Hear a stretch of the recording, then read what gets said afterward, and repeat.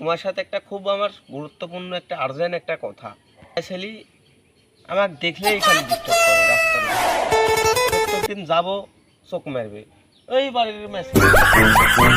মানে কি নানা তুমি আমাকে একটু বুঝা দাও তো।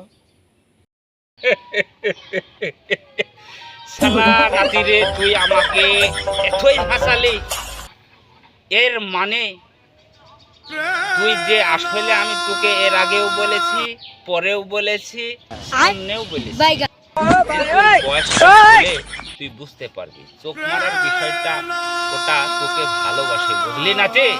এটা তুই এখন বুঝবি না রে, বুঝবি তুই ওটা বুঝতে পারবি, বুঝলি?